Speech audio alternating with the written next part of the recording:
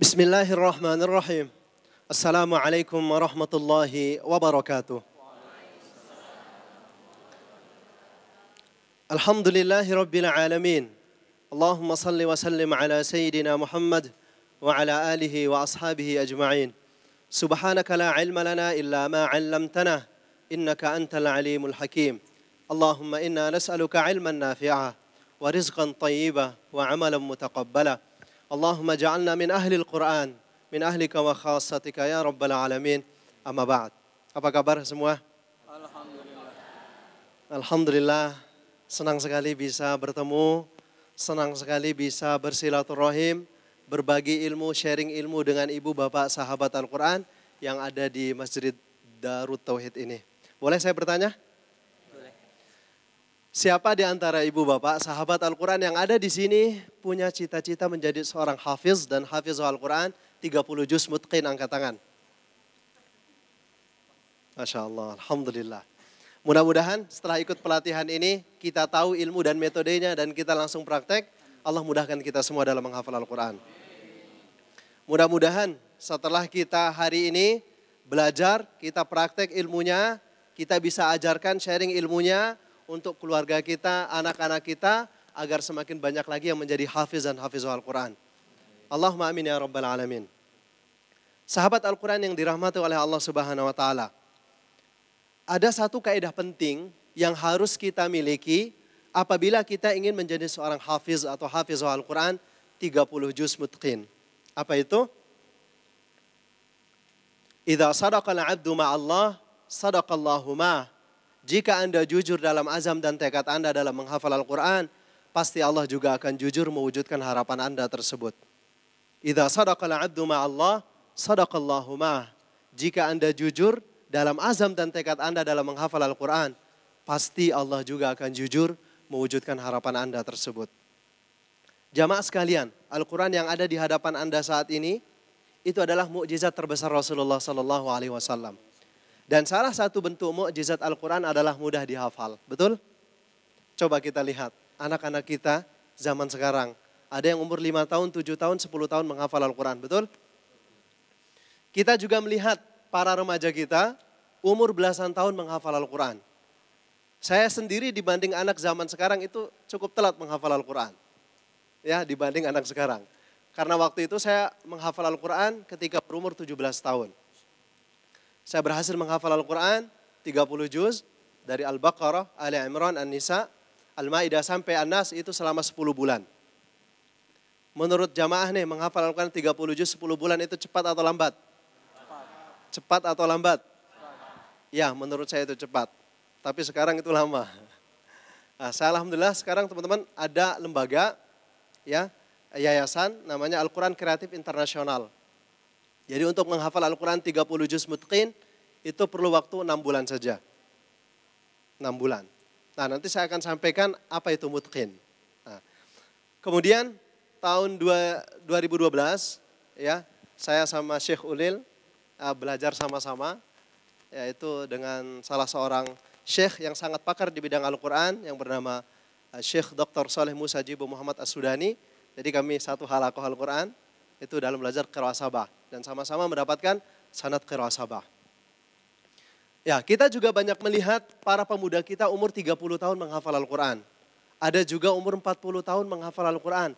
Ada yang 50 tahun menghafal Al-Quran. Bahkan ada yang 70 tahun menghafal Al-Quran. Di sini ada yang 70 tahun, boleh angkat tangan? Alhamdulillah, tidak ada. Tahun 2018 lalu, ya tahun 2018, saya pernah ngisi seminar pelatihan menghafal Al-Quran di kota Mekah. Ada salah seorang peserta itu umur 78 tahun. Umur 78 tahun, namanya Mbah Masudin. Waktu itu beliau umroh.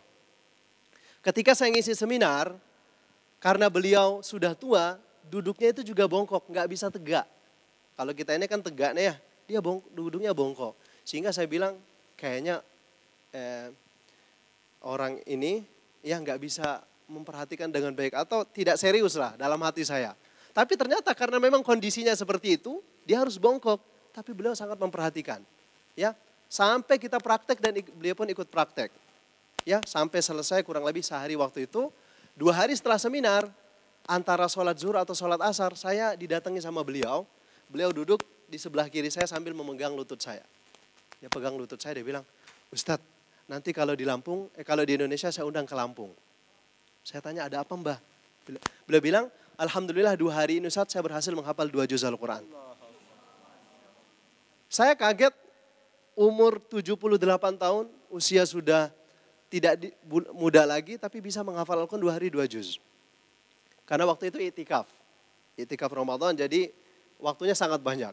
Dan beliau bilang ketika sholat sunnah saya bisa baca hafalan Al-Quran saya, dan ketika berangkat ke Masjidil Haram dari hotel, ya pakai bis, itu saya bisa baca hafalan Al-Quran saya. Nah itu umur 78 tahun. Ya jangan tanya kalau umur 60, umur 50 berarti insya Allah lebih mudah. Tapi satu kuncinya, jika Anda jujur dalam azam dan tekad Anda dalam menghafal Al-Quran, pasti Allah akan jujur mewujudkan harapan Anda tersebut. Jamaah sekalian yang dirahmati oleh Allah Subhanahu wa taala, ya, sesuai dengan tema kita akan belajar tentang metode menghafal Al-Quran 10 menit per halaman. Metode menghafal Al-Quran ini saya sudah sampaikan dari tahun 2014. Jadi bukan hal yang baru. Ya, di berbagai daerah Indonesia saya sudah sampaikan, di Malaysia dalam skala nasional, Thailand dan di yang lain, itu alhamdulillah ya banyak yang bisa. Tapi begini, kalau kita cuma datang ngapal 10 menit per halaman ini terlalu kecil. Ya kalau kita cuma datang, yuk kita ngumpul di sini bareng kita belajar metode menghafal Al-Quran 10 menit per halaman. Tapi setelah itu langsung hilang. Ngapal 10 menit per halaman tapi hilang. Atau ngapalnya lama hilang. Ya, tidak ngapal nggak hilang. Oke, saya ingin memberikan lebih daripada yang ini. Karena kalau kita cuma datang hanya 10 menit per halaman, terlalu kecil, terlalu ini. Ada hal yang lebih besar daripada ini. Apa itu?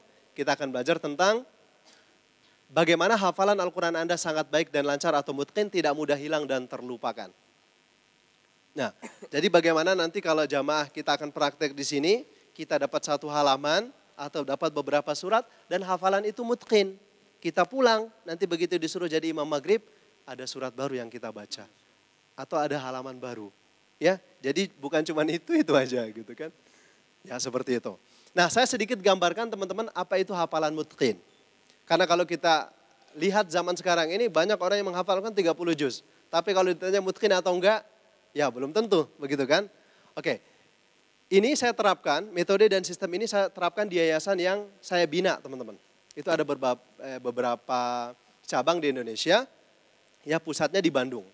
Jadi semua peserta itu menghafal Al-Quran pakai metode dan sistem ini. Begitu dapat 1 juz, itu langsung diuji. Pertama ujian sholat. 1 juz itu harus habis dalam sholat sunnah 4 rakaat. Oke, dapat 1 juz, langsung sholat sunnah 4 rakaat, harus habis 1 juz dalam 4 rakaat. Tahap yang kedua, setelah selesai 4 rakaat, dia harus sholat sunnah 2 rakaat, 1 juz harus habis dalam 2 rakaat. Jadi sekali berdiri itu setengah juz. Ya, 2 kali berdiri berarti 1 juz. Tahap yang ketiga, ya 1 rakaat 1 juz. Ya kalau kita biasa Ramadan itu 8 rakaat ya 1 juz. Ini di tempat saya itu 1 rakaat 1 juz. Ya lumayan seperti itu. Nah kalau sudah lulus tahap itu baru ada ujian lisan. Itu minimal 8 pertanyaan. Pertanyaan yang pertama sambung ayat. Mudah contohnya. وَلَنْ تَرْضَى عَنْكَ الْيَهُودُ وَلَا النَّصَارَى حَتَّى تَتَّبِعَ مِلَّتَهُمْ. Mudah kan? Oke, itu pertanyaan yang pertama, sambung ayat. Pertanyaan yang kedua, saya akan sebutkan ayatnya. وَاتَّبَعُوا مَا تَتْلُو الشَّيَاطِينُ عَلَى مُلْكِ سُلَيْمَانَ. Tahu ayat ini? Pertanyaannya adalah, sebutkan 5 ayat sebelum ayat itu. Pertanyaannya sebutkan 5 ayat setelah ayat itu. Oke, itu pertanyaan yang kedua. Pertanyaan yang ketiga, baca ayatnya dari bawah ke atas terbalik.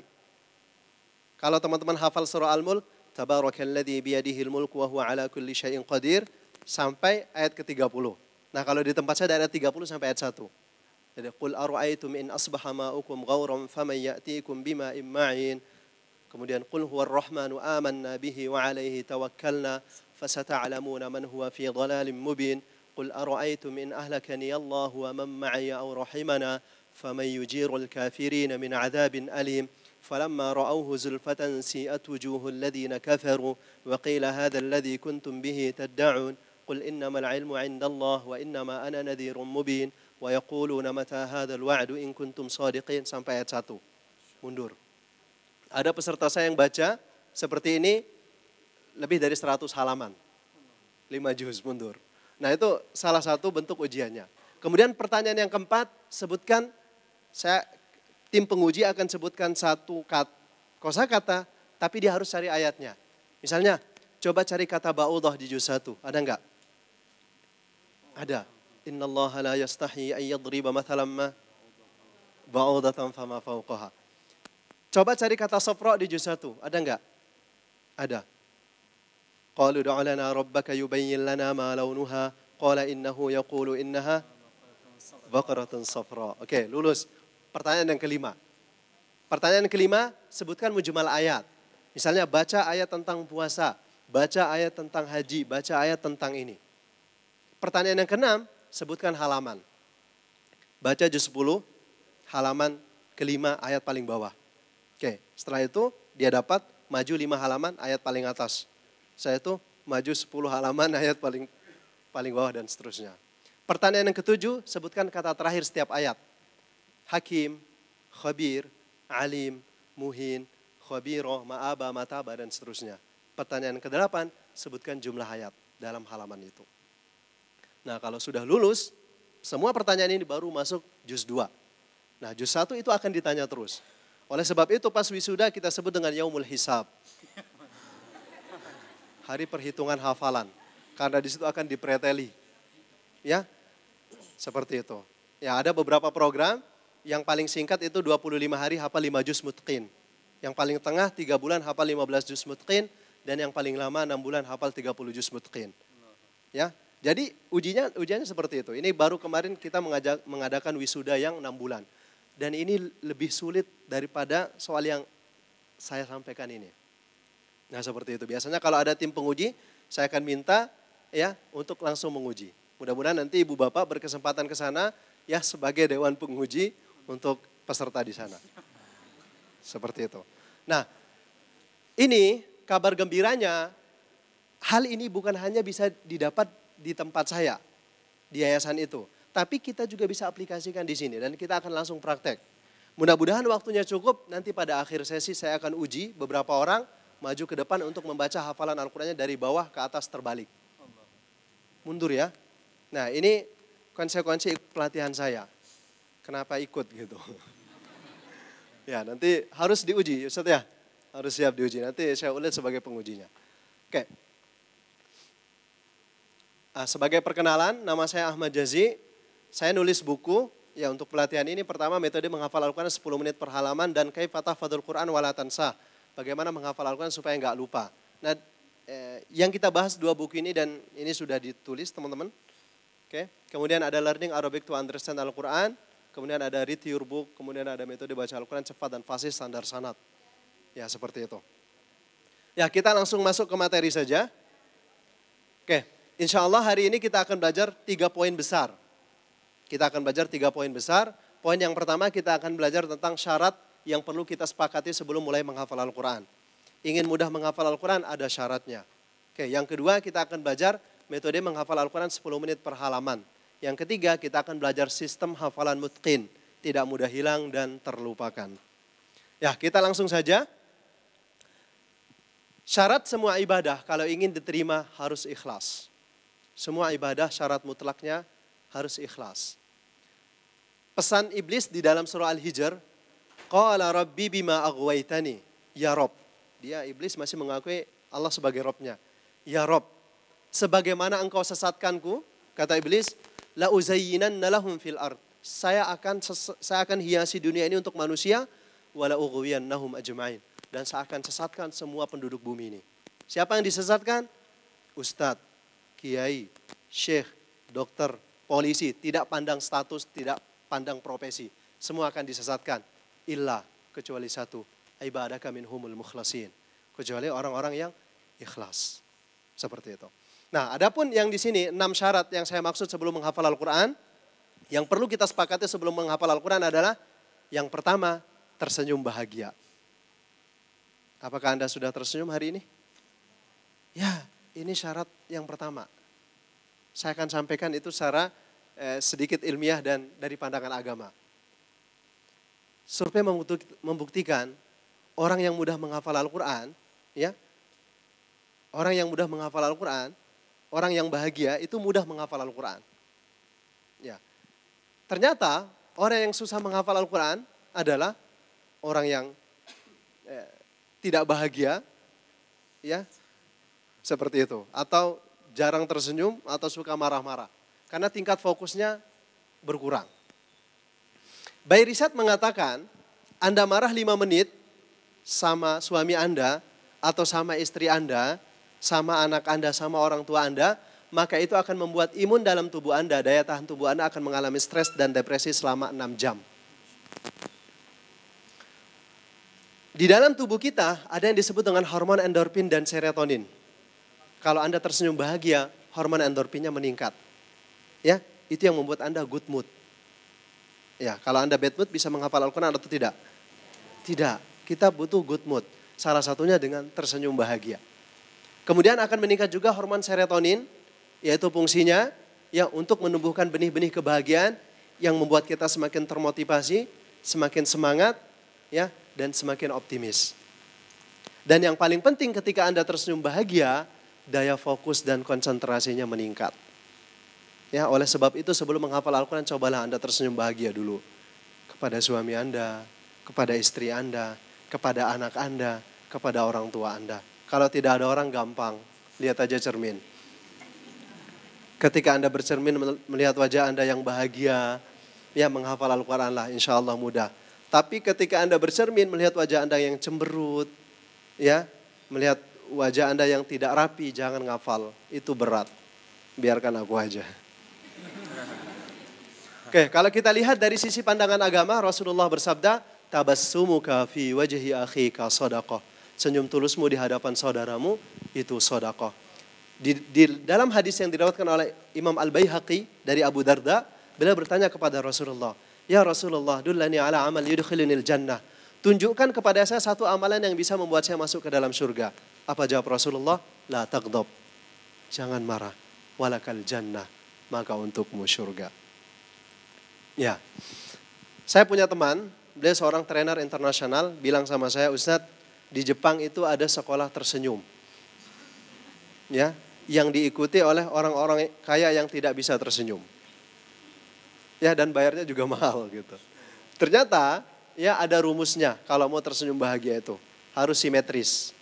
Bibir bagian kanan 2 cm, yang kiri 2 cm, tahan 2 detik. Ya, bisa nggak? Kalau tidak simetris, bukan senyum bahagia namanya. Misalnya bibir bagian kanan tidak 2 cm, yang kiri tidak 2 cm, kemudian tidak tahan 2 detik, itu bukan senyum namanya. Stroke namanya. Itu kata teman saya. Ini syarat yang pertama, yaitu tersenyum bahagia. Boleh kita praktek? Oke, coba sekarang lihat kiri dan kanannya. Sambil berjabat tangan. Dan tersenyumlah.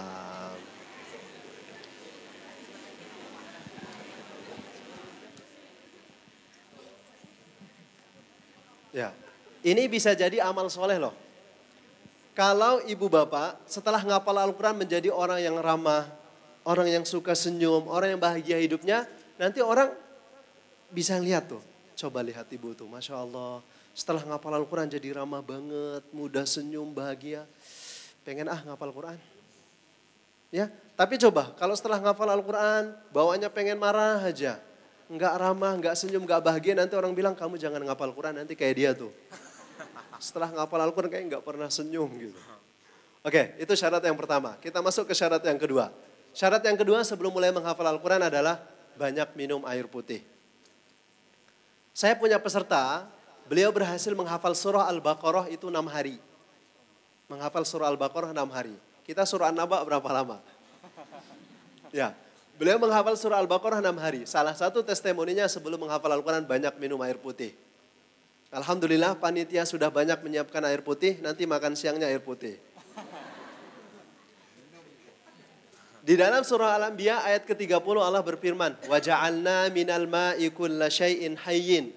Dan kami jadikan semua yang hidup itu berasal dari air. Tubuh manusia, ya kandungan airnya kurang lebih 80%. Kalau tubuh kita ini mengalami dehidrasi sebesar 1% saja dari berat badan kita, maka itu akan membuat fungsi-fungsi berpikir kita menjadi lemah. Tingkat fokus dan konsentrasi kita tidak baik. Sehingga apa yang terjadi? Lemot, lambat loading, tell me, telat mikir, nggak fokus, nggak konsentrasi. By riset mengatakan otak manusia itu 75% adalah air dan 20% adalah oksigen. Kalau otak kita ini mengalami kekurangan oksigen, kekurangan cairan, maka pada saat itu sel-sel dalam otak tidak berkembang. Ya, sel-sel dalam otak itu akan mengecil, mengkeriput, pada akhirnya hilang.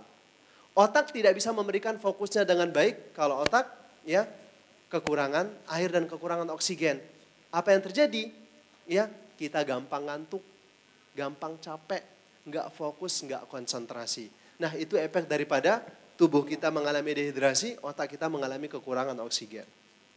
Seperti itu. Ya, jadi nanti cobalah sebelum menghafal Al-Quran maksimal minum air putih. Sebelum menghafal Al-Quran 1 gelas dulu atau 2 gelas dulu.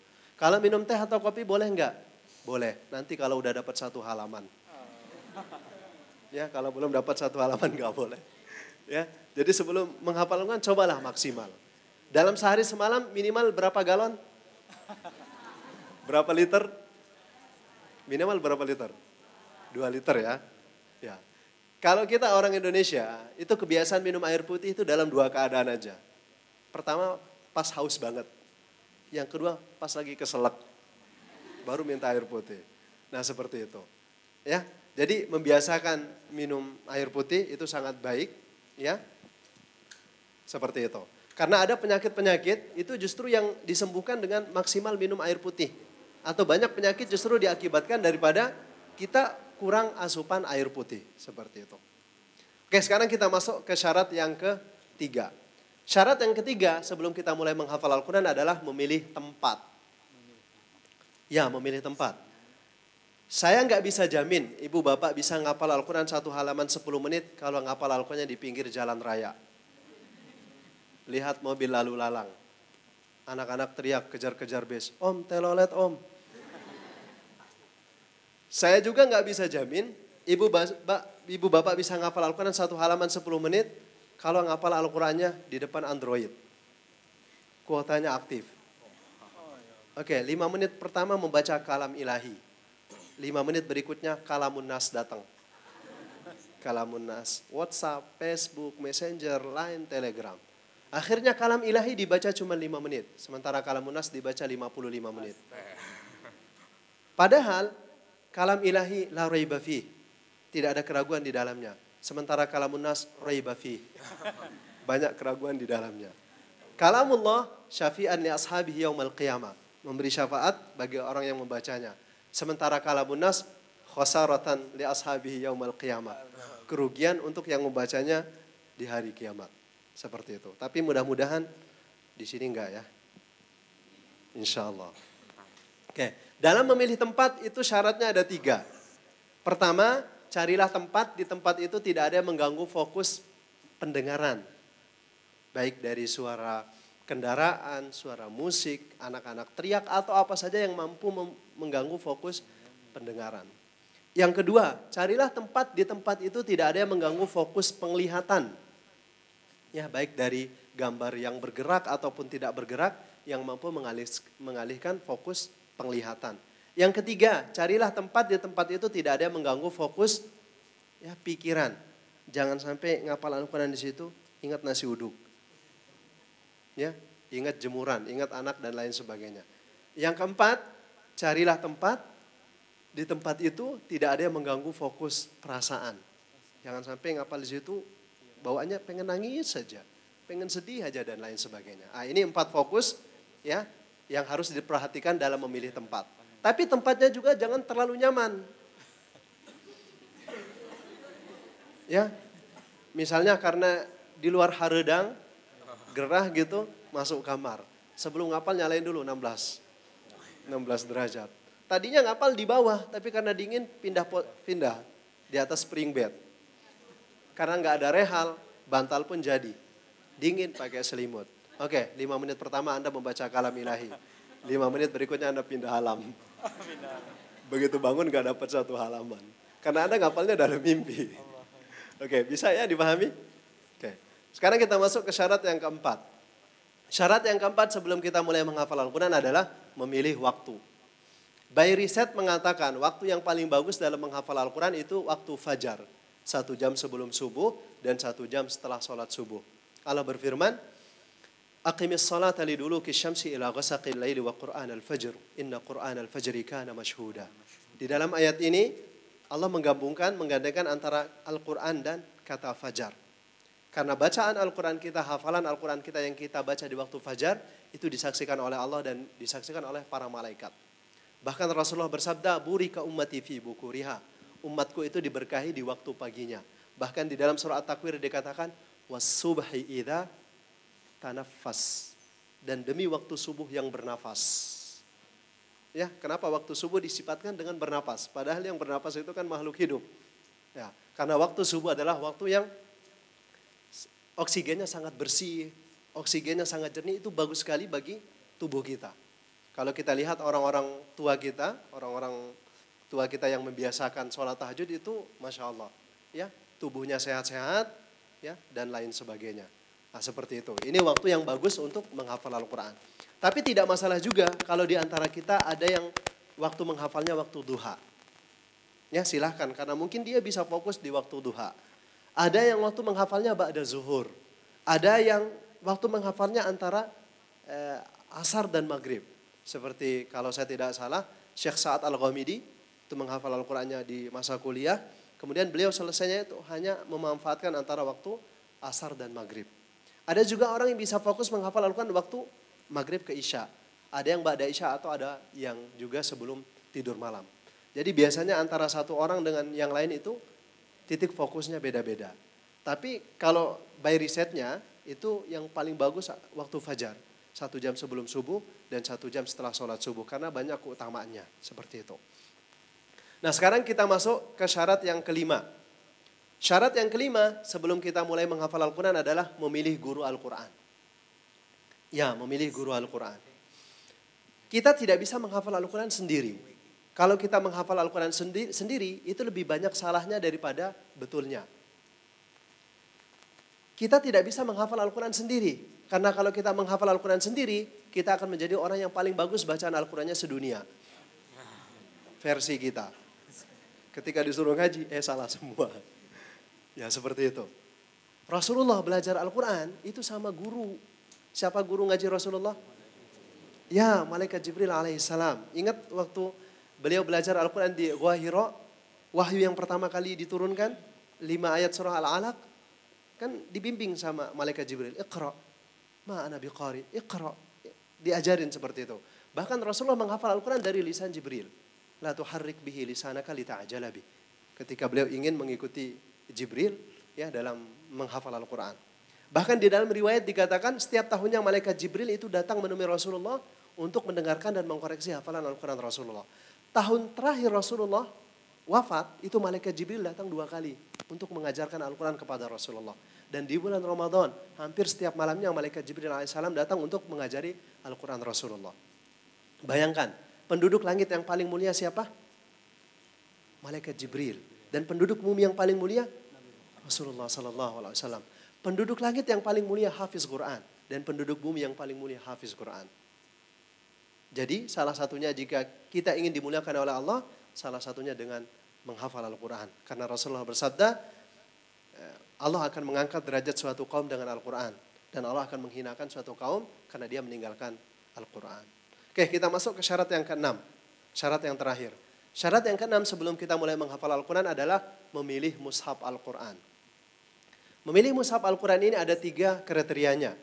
Yang pertama, ya, menghafal Al-Quran dengan satu jenis cetakan saja. Jangan diganti-ganti Al-Qurannya. Karena biasanya beda cetakan, beda posisi. Beda cetakan, beda tata letak. Seperti itu. Nah yang jadi masalah ketika kita menghafal Al-Quran dengan banyak versi Al-Quran itu akan mengganggu fokus dan konsentrasi kita. Karena di Al-Quran dicetakan ini letaknya di posisi kanan, Al-Quran cetakan ini posisi kiri. Atau di atas tengah bawah itu suka beda-beda. Kalau beda cetakan biasanya beda tata letak dan beda posisi. Yang kedua, dalam menghafal Al-Quran, ya gunakanlah mushaf Al-Quran yang berukuran sedang atau lebih besar. Jangan terlalu kecil. Anda boleh pakai Al-Quran kecil atau mushaful jaib yang simpan di kantong itu kalau sudah hafal. Tapi kalau belum hafal jangan. Ya, karena Al-Quran ukuran sedang atau besar itu lebih aman dan selamat. Ketika Anda menghafal, hurufnya lebih jelas, barisnya kelihatan dan lain sebagainya. Tapi kalau Al-Quran yang kecil ketika Anda baca, perasaan kemarin di sini titiknya ada 1 ya. Tapi kok hari ini titiknya ada 2. Ternyata ada debu yang nempel warna hitam nambah titik. Saya nggak tahu kalau besok titiknya ada 3. Ya. Karena Al-Qurannya terlalu kecil, ada baris yang kelewat, ada ayat yang kepotong, ada yang nggak kelihatan dan seterusnya. Oke, yang ketiga, gunakan mushaf Al-Quran yang berwarna. Jangan pakai yang hitam putih. Ya, pakai Al-Quran yang berwarna. Hindari Al-Quran hitam putih. Ada yang nanya, kenapa harus berwarna Ustaz? Saya balik nanya. Ya, kalau Anda nonton TV suka hitam putih atau berwarna? Lebih suka berwarna tentunya. Feelingnya dapat, ya jelas dan lain sebagainya. Ternyata secara psikologi manusia, ya secara kejiwaan itu lebih menyukai hal-hal berwarna daripada warna monoton. Coba kalau Anda baca buku yang ditulis dengan kertas berwarna, ada variasi huruf yang berwarna, enak bacanya. Berpuluh-puluh halaman selesai. Tapi coba kalau ada buku yang ditulis dengan kertas warna putih banget, tinta hitam monoton, baru baca 1 halaman, matanya udah 5 watt. Itu ngaruh secara psikologi. Ya seperti itu. Dan kriteria yang lain lagi, kalau mushaf Al-Quran yang berwarna itu jumlahnya 604 halaman. Coba Anda cek, kalau Al-Qurannya berwarna pasti 604 halaman. Kalau Al-Qurannya hitam putih itu kurang dari 604 halaman.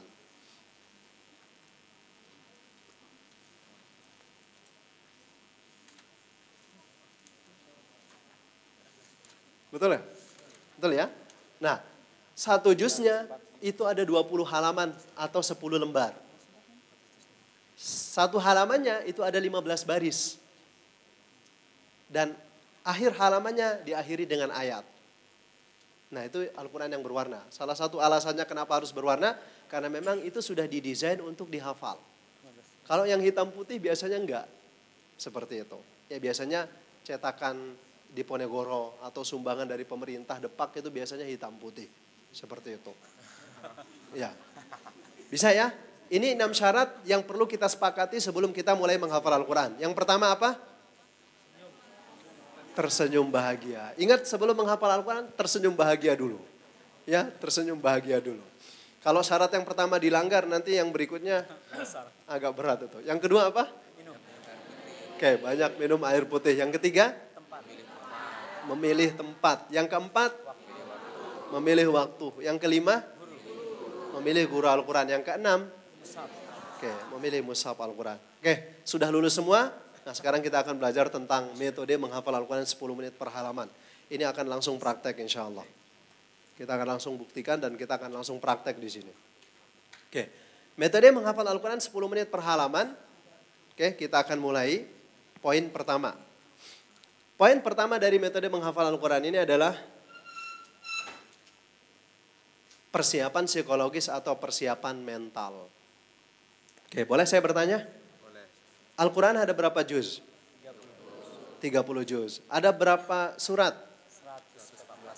114 surat. Ada berapa ayat? 6.325. Oke, yang sering kita dengar 6-nya 4 kali ya. 6.666. Ah, ini pendapat, tapi ada juga pendapat lain. 6.236 ayat. Yang rojih yang mana? Ya, saya tanya dulu, kita menghafal Al-Quran pakai riwayat apa? Hafs. Hafs dari Imam Asim Al-Kufi. Madhabnya Kufah. Ulama Kufah mengatakan jumlah ayatnya 6.236 ayat. Bukan 6.666. Tapi ini pendapat, kita jangan berantem. Kalau Anda masih belum yakin, hitung aja sendiri. Al-Fatihah 7 ayat. Al-Baqarah berapa ayat sampai An-Nas. Nanti setelah itu baru kasih tahu saya. Oh ya, ternyata yang betul 6.236 ayat. Nah, seperti itu. Nah, ada berapa halaman tadi? 604 halaman. Oke, kita sudah sepakat Al-Quran itu 30 juz, 114 surat, 6.236 ayat atau 6.666 ayat dan ada 604 halaman. Pertanyaannya, Al-Quran tebal atau tidak? Tebal atau tidak? Tebal. Kita baru menghafal satu halaman. Oh, masih ada 603 halaman. Kita baru menghafal satu surat. Oh, masih ada 113 surat lagi. Baru menghafal satu juz. Masya Allah. Masih ada 29 juz lagi. Nah, ternyata kita itu lebih sering kalah oleh diri kita sendiri. Kita tidak kalah oleh lawan kita tidak kalah oleh musuh kita, tapi kita lebih sering kalah oleh diri kita sendiri. Oke, yang pertama, kita lebih sering kalah oleh diri kita sendiri karena kita terlalu banyak alasan. Kalau kita terlalu banyak uzur. Udah nanti aja maghrib ngapal Qur'annya, ini lagi panas nih gak enak. Nanti kalau habis mandi enak lah. Oh minggu depan aja sama majelis taklim. Ya, oh bulan depan aja, nanti pas tablik akbar ngapal bareng-bareng enak. Oh tahun depan aja ya enak kayaknya. Nanti aja. Iya kita suka itu, terlalu banyak alasan. Ya. Orang gagal ya selalu punya alasan. Tapi orang sukses tidak punya alasan kecuali untuk sukses. Itu yang pertama, kita terlalu banyak alasan dan terlalu banyak uzur. Yang kedua, kita tidak sabar dalam menghafal Al-Quran. Saya mau tanya, ya dalam menghafal Al-Quran yang paling penting cerdas atau sabar? Sabar. Yang pertama sabar. Bisabri tablughu ma turid. Kalau Anda sabar pasti sampai. Anda cerdas tapi nggak sabar belum tentu. Ya, kalau Anda sabar kemudian cerdas, wah itu insya Allah aman. Ya. Menghafal Al-Quran tidak perlu otak yang cerdas. Tapi kalau Anda ngapal Quran pasti cerdas. Menghafal Al-Quran tidak perlu otak yang cerdas, tapi kalau Anda ngapal Al-Quran pasti cerdas. Ada penelitian zaman akhir dinasti Utsmaniyah, ini penelitiannya dari Inggris dan dari Perancis. Kenapa anak-anak kaum muslimin itu dulu cerdas-cerdas, pinter-pinter. Ya, sekarang kenapa mohon maaf, enggak cerdas, enggak pintar. Ternyata diteliti. Anak-anak zaman dulu itu umur 7 tahun, 8 tahun, 10 tahun itu sudah hafiz Quran. Dan dia sudah menguasai bahasa Al-Quran. Ya. Anak-anak zaman sekarang, kan kita itu patokannya cerdas, genius itu kan anak orang barat dan atau anak orang Israel. Kenapa mereka cerdas? Ya, anak Yahudi maksudnya ya. Ya. Anak Yahudi sama anak-anak orang barat itu kenapa mereka cerdas-cerdas, pintar-pintar? Karena di umur 10 tahunan ke bawah, itu dia sudah menguasai 16.000 kata di dalam kepalanya. Orang-orang Arab itu hanya menguasai 6.000 kata. Orang Indonesia hanya 3.000 kata. Ya. Kenapa anak-anak zaman dulu kaum muslimin itu anaknya pintar dan cerdas? Karena di umur 10 tahunan itu di dalam kepalanya ada 77.000 kata. 77.000 kalimat. Apa itu? Al-Quran. Di dalam kepalanya ada 77.000. Belum lagi kalau dia menghafal Alfiyah Ibnu Malik, menghafal yang lain, wah cerdas banget. Kenapa sekarang tidak cerdas? Pertama, karena tidak ada Al-Quran di dalam kepalanya. Yang kedua, karena dia meninggalkan bahasa Al-Quran. Seperti itu. Ya, yang kedua kita kalah karena kita tidak sabar dalam menghafal Al-Quran. Yang ketiga, kita kalah karena kita tidak yakin dengan kemampuan yang Allah berikan sama kita. Saya mau tanya nih, perpustakaan yang paling besar di dunia di mana? Jakarta. Di mana? Perpustakaan paling besar di dunia?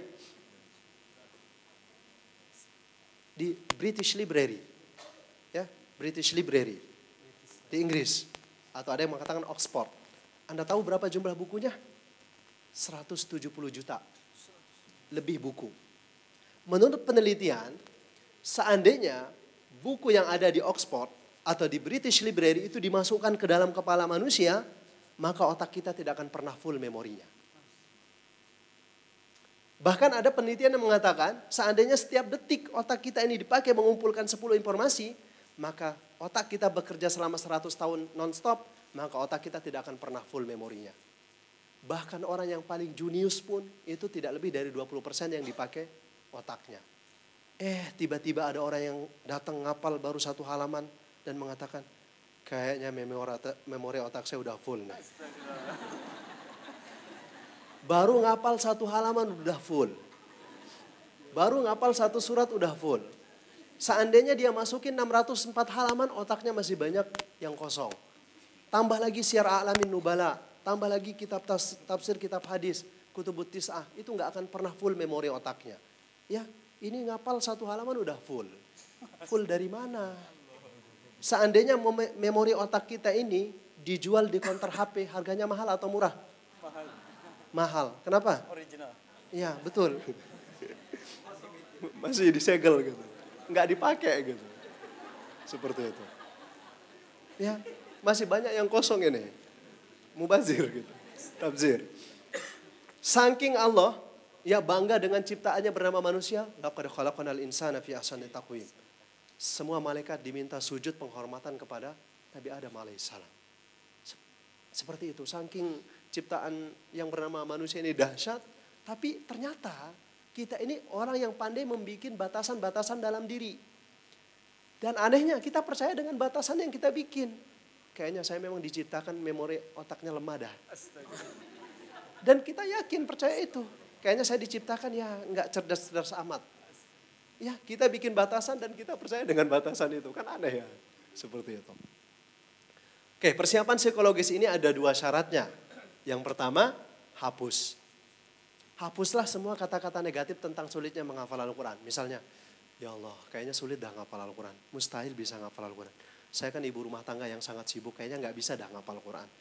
Saya bukan anak ustadz, nggak bisa dah ngapal Al-Quran. Saya bukan anak Pak Haji, kayaknya nggak bisa dah ngapal Al-Quran. Pernah dengar kata-kata negatif? Nah, hapus semua kata-kata negatif tentang sulitnya menghafal Al-Quran, karena itu tidak memberikan manfaat sedikit pun. Nah, setelah dihapus, apa yang kita lakukan? Ganti. Ganti dengan kata-kata positif mengenai mudahnya menghafal Al-Quran. Ternyata menghafal Al-Quran itu mudah. Orang sibuk pun bisa menghafal Al-Quran. Ibu rumah tangga juga bisa menghafal Al-Quran. Ya, pengusaha juga bisa menghafal Al-Quran dan seterusnya. Nah, sekarang silahkan tulis, ibu bapak jamaah sekalian. Saya akan sampaikan kata-kata yang insya Allah sangat bermanfaat. Silahkan Anda tulis di kertas kosong. Ya, sebagai resolusi tahun 2020. Ya, tulislah dengan tulisan yang paling bagus yang pernah Anda miliki. Anda belum pernah menulis sebagus ini. Oke, silakan tulis Bismillahirrahmanirrahim. Bismillahirrahmanirrahim.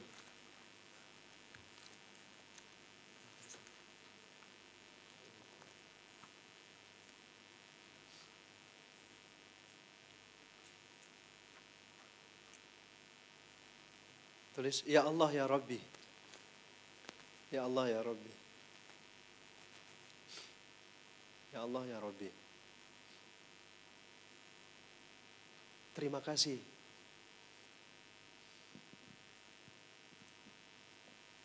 Ya Allah ya Rabbi, terima kasih. Engkau menjadikan hamba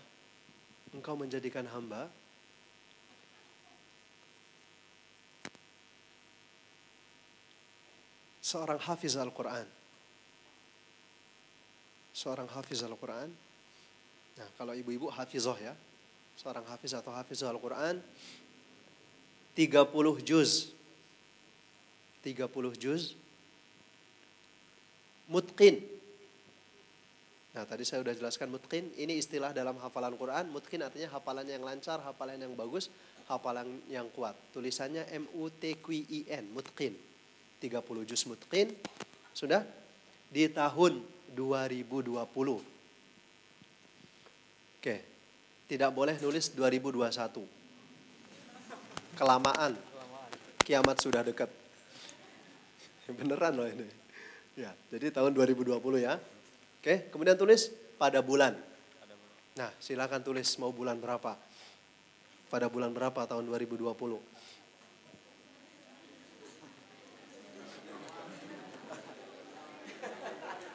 Ya, oke, saya tahu Anda mau tulis Desember, nggak apa-apa. Ya, ini baru Januari, kalau Desember masih lama kan? Oke. Pada bulan berapa? Siapa tahu ada yang mau menantang bulan depan kan? Oke. Pada bulan sudah? Kemudian tulis pada tanggal. Nah, bulan itu tanggal berapa tuh? Nah, nanti tulis harinya ya. Nah, itu lebih bagus lagi. Pada tanggal sama dengan hari apa itu? Nah, biar kebayang.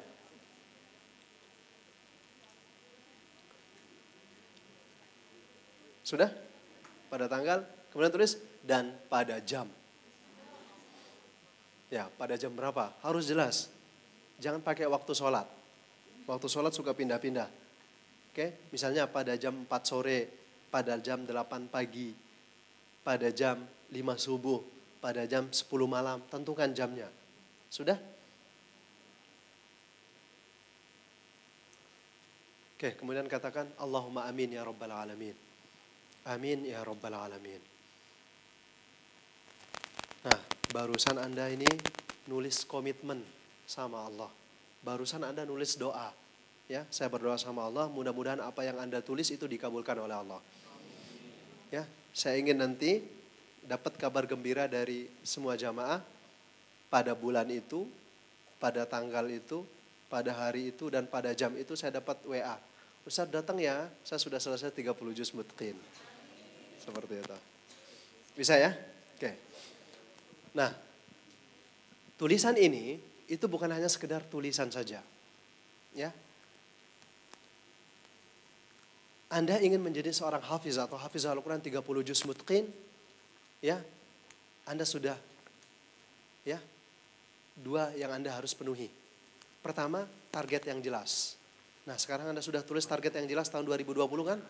Alhamdulillah, itu target yang jelas.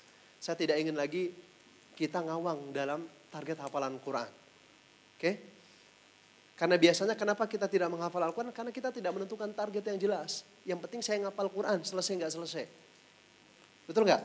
Nah, sekarang Anda tulis 2020. Nah, setelah itu, yang kedua yang harus dipenuhi adalah ukuran yang jelas.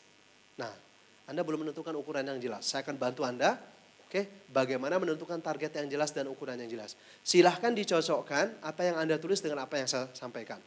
Yang pertama, kalau Anda targetnya menghafal Al-Quran 30 juz mutqin, 1 bulan, maka ukuran yang jelas setiap hari Anda harus menghafal 1 juz. Maka Anda akan selesai selama 30 hari atau 1 bulan, betul? Yang kedua, kalau target Anda menghafal Al-Quran 30 juz mutqin 2 bulan, maka ukuran yang jelas setiap hari Anda harus menghafal setengah juz. 2 bulan atau 60 hari selesai. Yang ketiga, kalau Anda punya target yang jelas menghafal Al-Quran 30 juz mutqin 3 bulan, maka ukuran yang jelas setiap hari Anda harus menghafal sepertiga. Nah, sepertiga juz itu berapa halaman? 7 halaman atau 3 lembar setengah. Yang keempat, kalau Anda punya target yang jelas menghafal Al-Quran 30 juz mutqin 4 bulan, maka ukuran yang jelas setiap hari Anda harus menghafal 1/4 juz. Berapa? 5 halaman atau 2 lembar setengah. 4 bulan atau 120 hari selesai. Yang kelima, kalau Anda punya target yang jelas menghafal Al-Quran 30 juz mutqin 5 bulan atau 150 hari, maka ukuran yang jelas setiap hari Anda harus menghafal 2 lembar atau 4 halaman. Maka selama 5 bulan atau 150 hari Anda akan selesai. Saya lompat jauh nih, langsung ke 10 bulan. Ya. Kalau Anda punya target menghafal Al-Quran 30 juz mutqin 10 bulan, maka ukuran yang jelas setiap hari Anda harus menghafal 1/10 juz. Berapa itu? 1 lembar atau 2 halaman. Maka 10 bulan selesai. Anggap ada cuti 2 bulan. Anda libur 2 bulan jadi setahun selesainya. Nah, berarti semua di sini setahun ya. Jadi sekarang ngapalnya minimal sehari 2 halaman. Kalau Anda istiqomah 10 bulan selesai. Atau paling lama setahun karena ada cutinya. Oke. Yang berikutnya, tapi ini bukan untuk Anda ya. Untuk orang di luar. Kalau ada yang punya target menghafal Al-Quran 30 juz mutqin 20 bulan. Maka ukuran yang jelas setiap hari harus menghafal 1/20 juz itu berapa halaman? 1 halaman. Anggap ada cuti 4 bulan. Jadi dia ngapal 2 tahun. Jadi kalau orang ngapal 2 tahun itu seharinya 1 halaman. Yang terakhir, ya kalau ada yang mau ngapal Al-Quran 30 juz mungkin 17 tahun. Ada yang mau? Siapa tahu ada. Maka ukuran yang jelas setiap hari Anda harus menghafal 1 ayat. One day one ayat. Maka Anda akan menghafalnya selama 17 tahun. Nah, tapi untuk Anda kan 1 tahun paling lama. Berarti sehari 2 halaman saja. Kalau Anda istiqomah 10 bulan selesai. Tapi kalau ada liburnya 2 bulan jadi setahun selesai. Ya, jadi tahun 2020 semua yang ada di sini sudah menjadi hafiz dan hafizul Al-Quran. Allahumma amin ya rabbal alamin. Oke, di dalam hadisnya Rasulullah SAW bersabda, tafa'alu bil khairi tajiduh. Optimislah selalu dengan kebaikan, maka Anda akan mendapatinya. Optimislah selalu dengan kebaikan, maka Anda akan mendapatinya. Rasulullah SAW mengajarkan umatnya untuk selalu optimis. Dan Rasulullah tidak suka sama umat-umatnya yang pesimis. Di dalam hadis qudsi dikatakan, Ana inda zanni abdi bi, falyazunnu bi masya'a. Aku tergantung dari prasangka hambaku kepadaku, maka hendaklah ia berprasangka apa saja tentangku. Jadi dalam hal menghafal Al-Quran, Allah berdasarkan prasangka hambanya. Kalau Anda husnuzon, berbaik sangka kepada Allah tentang mudahnya menghafal Al-Quran, maka Anda akan menjumpai Al-Quran mudah dihafal. Tapi kalau Anda berprasangka buruk, su'uzon tentang sulitnya menghafal Al-Quran, Anda juga akan jumpai Al-Quran sulit dihafal. Allah berfirman di dalam surah As-Saffat, "Fama zannukum bi rabbil alamin." Apa prasangka Anda kepada Rabb semesta alam? Nah sekarang Allah berdasarkan prasangka hambanya. Sekarang kita mau berprasangka apa saja tentang Allah. Oke, pertanyaannya, apakah Anda sudah siap menjadi hafiz dan hafizah Al-Quran? Ya. Alhamdulillah, kalau siap kita lanjut. Kalau tidak siap, pintu keluarnya ada di samping. Oke, sudah siap ya? Oke, kita sudah selesai poin yang pertama. Kita masuk ke poin yang kedua. Poin yang kedua dari metode menghafal Al-Quran ini adalah rahasia. Saya akan kasih tahu kalau Anda jawab pertanyaan saya. Pertanyaannya begini. Kenapa hafalan Al-Quran kita gampang hilang?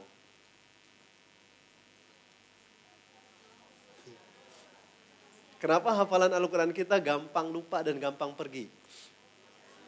Oke, jawabannya semua betul. Tapi itu tidak memuaskan saya. Saya punya jawaban seperti ini itu 8 tahun. Tahun 2016 saya ubah. Saya ngapal Al-Quran tahun 2008. 2012 saya selesai qiraah sabah. Tahun 2016 saya punya pandangan yang baru. Oke itu betul, tapi itu tidak memuaskan saya. Kenapa hafalan Al-Quran gampang hilang, gampang lupa dan gampang pergi? Karena hafalan Al-Quran tersebut berada di short term memory. Berada di memori ingatan jangka pendek.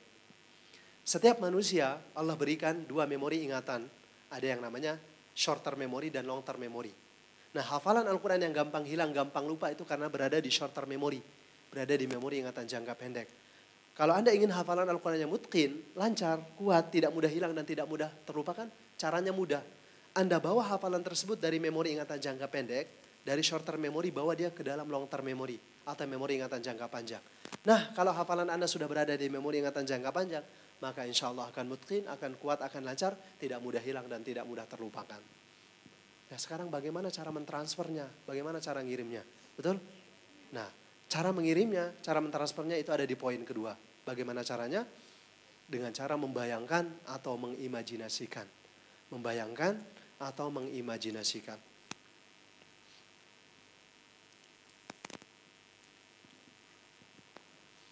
Tahun lalu saya ketemu dengan salah seorang yang sangat pakar di bidang Al-Quran. Itu menjadi ulama rujukan Al-Quran di dunia yang bernama Profesor Dr. Ahmad Isa Al-Mi'asarawi. Ya, beliau ulama Al-Quran itu dari Mesir. Ada satu kata yang sangat menyentuh saya yang beliau ucapkan langsung. Beliau bilang begini, Ana mundu khamsina sanah lam aqra'il Quran minal mushaf. Saya selama 50 tahun belum pernah pegang Al-Quran. 50 tahun belum pernah baca Al-Quran langsung dari Al-Quran. Dari mana bacanya? Dari hafalan. Kapan beliau memegang Al-Quran? Pas menjadi lajnah pentasi mushaf Al-Quran di Mesir. Kan kalau orang mentasi mushaf pasti buka ya halaman. Nah, beliau buka Al-Quran pas lagi menjadi panitia. Nah, dalam sehari berapa kali beliau menyelesaikan hafalan? Dalam 10 hari beliau selesai 10 qiraat. Sehari 1 qiraat selesai. Kalau kita berbicara qiraat berarti ada 2 rawi. Qiraat Asim pakai riwayat Hafs dan Syu'bah. Jadi sehari itu 2 kali hatam. Enggak pakai mushaf. 2 kali hatam selama 10 hari itu selesai 10 qiraat. Itu selama 50 tahun enggak pernah pakai mushaf. Tahun lalu datang ke Bandung, saya nanya, Syekh betul enggak Anda 50 tahun enggak pakai mushaf? Beliau bilang betul. Saya tanya bagaimana cara membacanya? Nah beliau kasih tahu cara membacanya. Nah nanti saya akan sampaikan itu di dalam sistem. Ingatkan saya ya, saya akan sampaikan. Saya tidak sampaikan di sini supaya enggak pulang. Ada yang bilang, dia kan ulama Ustadz, dia Syekh. Pantesan aja bisa kayak gitu. Saya bukan ulama, saya pengusaha. Bisa enggak ngapal Quran? Oke. Saya punya teman namanya Bilal. Ya, tahun 2016 saya ketemu. Beliau pengusaha properti. Ya sekarang itu importir kurma dari luar negeri masukin ke dalam. Untuk persiapan Ramadan biasanya. Beliau pengusaha yang hafiz Al-Quran. Sehari ngajinya 5 juz. 6 hari selesai 30 juz. Sebulan 4 atau 5 kali hatam. Dan hafalan Al-Qurannya lancar kayak Al-Fatihah. Lancar banget kayak Al-Fatihah. Ya, kalau dia mau jadi imam Ramadan, bacaan 1 juz dia nanya sama jamaah, mau juz apa? Nantangin.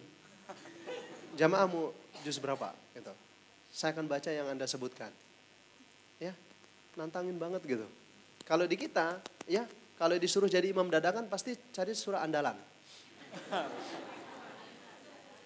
Kalau Pak Imamnya tidak ada, suka lama-lama di tempat wudhu. Ini Pak Imamnya kok belum ada sih ya? Karena kalau masuk ke masjid nanti disuruh jadi imam. Atau pas ketangkep basah, nggak ada imam disuruh jadi imam. Ya pasti cari surat andalan. Dan surat andalannya juga lupa. Gitu. Nah seperti itu. Beliau sangat lancar. Pernah waktu itu melakukan perjalanan, beliau lagi membaca hafalan. Tapi membacanya nggak pernah pakai mushaf. Saya kasihlah Al-Quran. Ini ada Al-Quran digital, Anda baca hafalan Al-Quran Anda.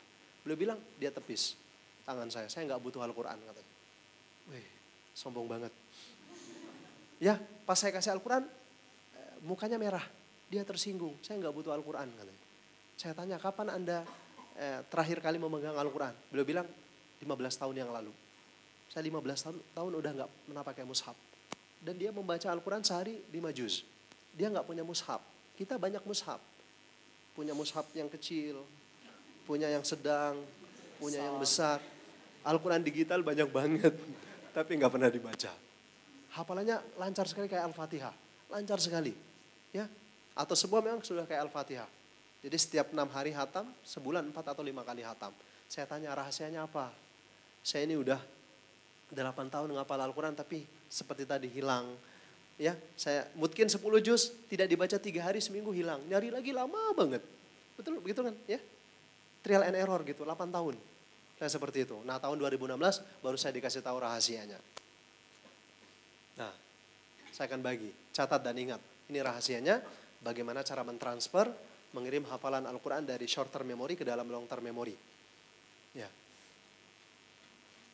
Ternyata di saat Anda membaca dan mengulang hafalan Al-Quran Anda dengan bergantung terhadap keberadaan mushaf Al-Quran, baik memegang, melihat dan membuka mushaf Al-Quran, itulah sebenarnya yang menjadikan hafalan Al-Quran Anda tidak lancar-lancar, tidak mutqin, berada di short term memory, dan Anda tidak percaya diri dengan hafalan Anda.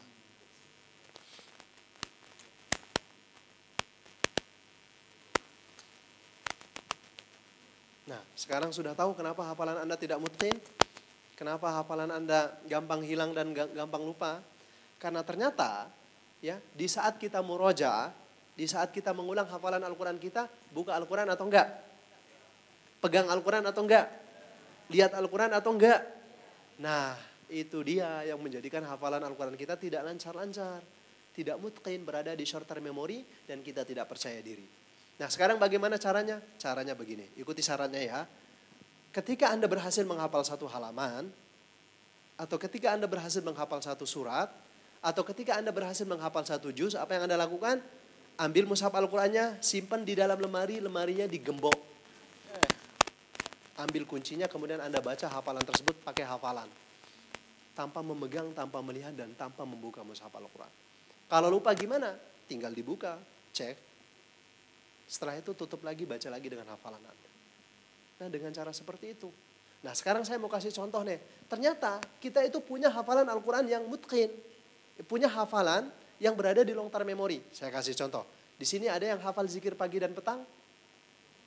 Oke. Atau banyak menghafal doa. Coba Anda perhatikan bagaimana proses Anda menghafal zikir pagi dan petang. Atau bagaimana proses Anda menghafal doa. Kita mulai. Misalnya Anda ingin menghafal satu doa nih. Anda ambil buku panduan, oke? Anda mulailah menghafal. Begitu Anda sudah hafal, Anda tutup bukunya. Begitu Anda baca, lupa. Anda ambil lagi buku panduannya, Anda baca. Sampai Anda benar-benar yakin doa tersebut sudah dihafal, ditutup bukunya. Kemudian Anda beranikan diri baca dengan hafalan. Sehari, seminggu, sebulan. Tak terasa, Anda tidak bergantung lagi sama buku tadi. Dan hafalan Anda sangat lancar dan kuat. Dan Anda lupa di mana simpan bukunya tadi. Masih ada atau enggak? Hilang. Tapi hafalan Anda masih ada atau enggak? Masih. Nah itu ya, saya yakin hafalan Anda kuat karena Anda tidak bergantung sama tadi buku panduan. Tapi kalau Anda kemana-mana bawa buku, itu yang bikin hafalan Anda tidak kuat. Tidak mutqin seperti itu. Sampai sini bisa dipahami? Oke, alhamdulillah. Nah ini nanti kita akan langsung praktek itu di sistem ya. Kita akan langsung praktek di sistem. Oke. Saya punya pertanyaan ini, pertanyaan penting. Pertanyaan ini bisa menjawab kenapa Anda tidak menjadi hafiz dan kenapa Anda tidak menjadi hafizah Al-Quran. Oke, silahkan bantu saya dengan menjawab iya atau jawab dengan tidak. Kalau iya silahkan angkat tangan, kalau tidak jangan angkat tangan. Saya tidak mau yang muzab-zab, yang setengah-tengah. Oke, ingin yang jelas. Oke, sekarang siapa di antara ibu bapak, jamaah, sahabat Al-Quran yang ada di sini yang belum pernah membayangkan dirinya menjadi hafiz dan hafizah Al-Quran 30 juz mutqin, angkat tangan. Oke, terima kasih. Karena Anda jujur. Oke, sekarang sudah tahu kenapa Anda tidak menjadi hafiz dan hafizah Al-Quran? Untuk membayangkan aja berat gitu. Ya, untuk membayangkannya menjadi hafiz atau hafizah Al-Quran itu berat. Bagaimana Anda mau jadi hafiz atau hafizah Al-Quran? Padahal membayangkan itu free, gratis. Ya, membayangkan aja nggak pernah. Sekarang begini nih. Semua yang Anda lihat, laptop, tas, meja, semua yang Anda lihat ini proses terbentuknya 2 kali. Pertama itu terbentuk dalam kepala berupa ide. Setelah itu baru terjadilah ini. Jadi sebelum meja ini ada, di kepala itu udah ada dulu bentuknya, catnya dan lain sebagainya. Betul nggak? Nah sekarang begini. Di depan Anda ada buku gambarnya. Ada buku dan ada pulpen. Saya minta Anda untuk menggambar. Silahkan gambar apa saja. Oke, sebelum Anda mulai menggambar, apa yang Anda lakukan? Membayangkan. Oke, kalau di kepala Anda membayangkan rumah yang Anda gambar? Rumah. Kalau Anda bayangkan mobil yang Anda gambar? Kalau Anda tidak membayangkan apapun, ada nggak yang Anda gambar? Nah sekarang Anda tidak membayangkan hafiz dan hafizah Al-Quran. Mungkin nggak Anda menggambar hafiz dan hafizah Al-Quran? Nggak mungkin. Nah, lebih lengkapnya begini. Menurut para pakar otak manusia atau pikiran manusia itu dibagi menjadi 2. Pertama ada namanya pikiran sadar dan yang kedua namanya pikiran bawah sadar. Pikiran sadar itu hanya perannya sekitar 12%, sementara pikiran bawah sadar itu 88%. Ternyata ya pikiran bawah sadar kita itu yang mempengaruhi cara kita berpikir, cara kita bersikap, cara kita ngomong. Karena dikontrol, didrive oleh pikiran bawah sadar kita. Nah sekarang begini. Kita ini orang yang sangat hobi meng-cancel doa. Ya. Kenapa doa kita tidak dikabulkan? Karena kita hobi banget meng-cancel doa, menggagalkan doa. Contohnya gini. Ya Allah jadikan saya hafiz dan hafizah Al-Quran. Hati kita bilang gak mungkin kamu jadi hafiz dan hafizah. Betul gak? Ya Allah jadikan saya orang sukses. Gak mungkin kamu jadi orang sukses. Makanya doa kita gak dikabulkan. Seperti itu. Ya. Kenapa kita tidak menjadi hafiz dan hafizah Al-Quran? Ya. Coba Anda lihat gambar yang ada di sini. Gambar yang ada di sini itu berasal dari mana? Dari laptop kan? Betul. Di laptop ini ada filenya atau enggak? Ada. Oke, kalau saya hapus filenya ada enggak gambarnya? Nah, kalau filenya ada gambarnya? Ada. Oke, sekarang bagaimana mungkin Anda jadi hafiz atau hafizul Al-Quran? Di dalam kepala Anda tidak ada file hafiz dan hafizul Al-Quran. Bisa paham? Kenapa kita tidak menjadi hafiz dan hafizul Al-Quran? Karena kita nggak punya file hafiz dan hafizul Al-Quran. Kita nggak menginstal dia. Ya kita nggak download. Nah sekarang bagaimana cara ngedownload? Kan tidak ada di Play Store tuh. Google Play nggak ada kan? Nah sekarang saya akan sampaikan bagaimana cara menginstal, bagaimana cara mendownload file hafiz dan hafizul Al-Quran. Itu ada tiga tahapan. Nah ini Anda bisa tulis bagaimana cara mendownload file hafiz dan hafizul Al-Quran. Insya Allah kalau Anda amalkan ini Anda akan menjadi hafiz dan hafizul Al-Quran. Yang pertama, tahapan yang pertama, uda'ullah wa anta muqinun bil ijabah. Pertama berdoalah sama Allah dan Anda yakin doa Anda dikabulkan. Ini yang pertama. Berdoa sama Allah dan Anda yakin doa Anda dikabulkan. Kata Rasulullah, yustajabu li ahadikum ma lam ya'jal. Allah pasti mengabulkan doa Anda selama Anda tidak tergesa-gesa dalam meminta. Ini yang pertama. Yang kedua apa yang Anda lakukan? Positive feeling. Positive feeling itu ketika Anda berdoa, Anda bahagia dengan doa Anda. Anda tenang dengan doa Anda senang dengan doa Anda. Itu namanya positive feeling. Ya biasanya kan kalau kita berdoa itu pengen cepet-cepet tuh. Kita tidak menikmati doa itu, kita tidak bahagia dengan doa itu, kita tidak menikmati doa itu. Yang ketiga yang Anda lakukan, ya bayangkan doa Anda sudah dikabulkan sama Allah. Ya bayangkan doa Anda sudah dikabulkan. Misalnya begini, ya Allah enak ya kalau saya menjadi hafiz dan hafizul Al-Quran 30 juz mutqin. Saya bisa baca Al-Quran setiap hari, pagi dan sore, siang dan malam. Seumur hidup saya bisa baca Al-Quran. Pas saya meninggal, kata-kata terakhir yang keluar dari mulut saya adalah ayat. Begitu saya dimandikan, begitu saya dimasukkan ke dalam kubur, ternyata ayat yang saya hafal dulu, ya surat yang saya hafal, juz yang saya hafal itu menemani saya di dalam kubur. Ya, memberikan cahaya, kemudian menemani saya. Ketika nanti saya dibangkitkan, Masya Allah saya dikasih syafaat Al-Quran. Ketika saya melewati sirat, saya didampingi sama Al-Quran. Ketika masuk ke pintu surga, Al-Quran bersama saya. Nanti di hari kemudian saya memberikan mahkota kemuliaan kepada kedua orang tua saya, baju kemuliaan kepada mereka, dan seterusnya. Itu yang kita lakukan. Jangan di-cancel doanya. Ya, bisa dipahami? Nah, seperti itu. Apakah Anda sudah pernah membayangkan diri menjadi seorang hafiz atau hafizul Al-Quran? Mari sejenak kita membayangkannya. Oke, nanti Anda bisa lakukan itu di dalam sholat-sholat sunnah Anda. Anda bisa lakukan itu di dalam sujud-sujud Anda. Nah, sekarang lagi musim hujan. Nah, ketika hujan deras, Anda minta sama Allah karena itu waktu yang mustajab, waktu yang baik untuk berdoa. Pada hari Jumat antara asar dan maghrib, Anda silakan meminta. Ya, lakukan ini. Seperti itu. Tadi lakukan 3 poin. Pertama, Anda berdoa yakin doa Anda dikabulkan. Yang kedua, Anda positif feeling dengan doa Anda. Yang ketiga, Anda bayangkan doa Anda sudah dikabulkan sama Allah. Bisa ya? Oke. Sekarang kita masuk ke poin ketiga dan di sini ada praktek. Oke, poin ketiga dari metode menghafal Al-Quran ini adalah pemanasan otak. Oke, pemanasan otak. Kalau kita mau olahraga nih, sebelum olahraga kita biasanya ngapain? Pemanasan. Kalau kita tidak pemanasan, apa yang terjadi? Kram, lecet, cedera, dan lain sebagainya. Oke, kita punya kendaraan, motor atau mobil. Sebelum dipakai berangkat kerja, diapain dulu? Dipanasin. Kalau nggak dipanasin, mungkin mogok, nanti rusak mesinnya, dan lain sebagainya. Oke, sekarang kita berada di depan komputer atau laptop. Sebelum kita mulai ngetik atau browsing, kita apain dulu? Refresh. Kalau tidak di-refresh, bisa hang, error, blank, dan lain sebagainya.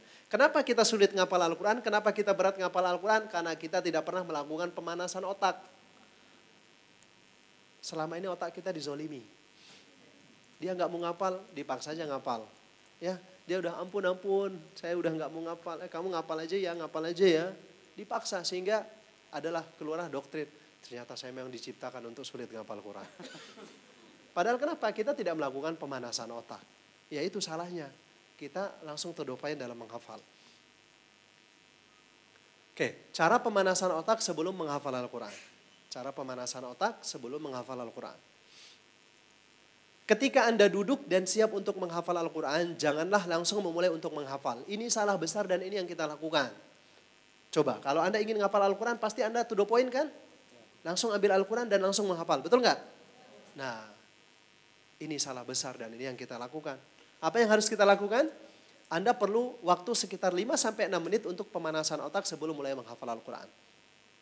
Jadi kita perlu waktu 5-6 menit ya sebelum menghafal Al-Quran untuk melakukan pemanasan otak terlebih dahulu. Nah, lebih spesifik bagaimana cara pemanasan otaknya? Begini caranya.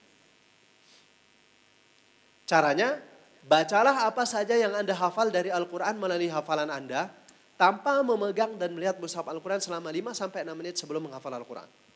Saya kasih contoh. Saya bisa pinjam mushafnya sebentar. Oke. Kiblatnya di mana? Sana ya, oke. Saya kasih contoh saja. Misalnya Anda menghadap kiblat, mushafnya Anda ambil, ukurannya sedang atau lebih besar. Anda simpan, tentunya menghadap kiblat. Dalam keadaan tertutup, Anda bikin jarak setengah meter atau 1 meter dari mushaf. Kemudian Anda duduk. Duduk yang paling bagus ketika menghafal Al-Quran itu duduk seperti dalam keadaan sholat. Baik duduk di antara 2 sujud, duduk tasyahud awal atau tasyahud akhir. Ini yang paling bagus. Tapi bersila juga nggak masalah. Seperti itu. Apa yang Anda lakukan? Anda melakukan pemanasan otak 5-6 menit. Anda boleh baca Al-Fatihah berulang kali. Anda boleh baca surah An-Naba, Al-Mulk, apa saja 5-6 menit yang Anda hafal dari Al-Quran. Oke? Setelah Anda melakukan pemanasan otak 5-6 menit, baru Anda ambil mushafnya, baru Anda buka mushafnya dan barulah mulai menghafal. Bisa dipahami? Oke. Jangan to the point. Apa manfaatnya? Nah, saya akan sampaikan secara ilmiah. Ketika Anda melakukan pemanasan otak ini 5-6 menit, Anda sudah peduli dengan otak Anda. Anda sudah mempersiapkan otak Anda untuk mulai menghafal. Apa yang terjadi? Kemudian otak Anda akan mulai panas. Otak Anda akan mulai terangsang, otak Anda akan mulai aktif, dan otak Anda sudah siap untuk menghafal. Sehingga otak Anda akan diprogram, dia akan menjadikan ayat atau surat yang Anda ingin hafal itu menjadi sebuah surprise atau kejutan. Bagaimana rasanya kalau Anda dapat surprise atau kejutan? Senang sekali, bahagia banget, seronok sangat. Betul enggak? Otak kita diprogram menjadikan ayat atau surat yang ingin dihafal itu menjadi sebuah surprise atau kejutan. Sehingga otak kita ini memaksa tubuh kita dan berkata, segera mulailah menghafal Al-Quran, jangan terlalu lama murojaahnya. Cepat, berikan aku hafalan Al-Quran, aku sudah tidak sabar menunggu. Cepatlah ambil Al-Qurannya, nanti saja murojaahnya. Cepat, ini waktunya menghafal. Anda akan dibikin penasaran tingkat tinggi dan Anda akan dibikin greget. Ketika itu mulailah menghafal dan Anda akan menghafalnya dengan sangat cepat dan mudah. Dan ini merupakan salah satu rahasia cara kerja otak kita. Contohnya nih, Anda mau nonton film di bioskop. Film Hayya misalnya. Anda sudah beli tiket jam 7 malam. Biasanya Anda sudah standby di depan gate sehingga ada pengumuman bilang begini. Bagi para pengunjung yang memiliki tiket harap segera masuk ke dalam ruangan. Karena sebentar lagi film akan diputar. Anda lihat jam 7 malam. Anda masuk ke dalam ruangan. Begitu Anda duduk, apa yang pertama kali Anda lihat di layar? Iklan, apalagi? Trailer, iklan dan trailer. Jam 7:10, apakah filmnya langsung diputar? Belum. Ya, masih iklan dan trailer. Nah, pada saat itu otak Anda akan out the box. Ini kok jam 7:10 filmnya belum diputar, kayaknya bagus banget dah. Anda dibikin greget, Anda dibikin gak sabar. Sehingga jam 7:15, jam 7:20. Begitu filmnya diputar, seisi ruangan hening banget. Khusyuk banget. Kadang-kadang meneteskan air mata. Kadang-kadang tertawa berjamaah. 3 jam gak kerasa. Begitu Anda keluar dari pintu, ternyata ada teman Anda yang kehabisan tiket. Dia minta diceritain, bagus gak filmnya? Ceritain. Bisa gak cerita? Mungkin. Lancar banget. Ya, Anda akan cerita titik komanya, semua akan dicerita tanpa tinggal. Karena Anda melakukan pemanasan otak. Coba Anda terlambat. Anda masuk setelah 10 menit. Filmnya biasa aja. Kayaknya gak menarik dah. Ya, karena Anda tidak melakukan pemanasan otak. Itu bedanya. Pastikan Anda melakukan teknik pemanasan otak sebelum mulai menghafal Al-Quran. Oke, sekarang kita praktek. Sekarang ambil mushaf Al-Qurannya. Coba diangkat. Nah, sekarang Sesuai dengan SOP, mushaf Al-Qur'annya ketika melakukan pemanasan otak tidak boleh dipegang. Anda simpen mungkin di atas tas Anda. Di atas tas Anda, geser dia ke depan. Oke. Di pemanasan otak ini jangankan pegang mushaf, pegang talinya aja haram. Talinya aja, misalnya talinya panjang ya Anda pegang-pegang itu nggak boleh. Pokoknya Al-Qur'annya dalam keadaan tertutup, Anda bikin jarak, kemudian Anda baca tanpa mushaf. Oke, saya kasih 5-6 menit, silahkan melakukan pemanasan otak.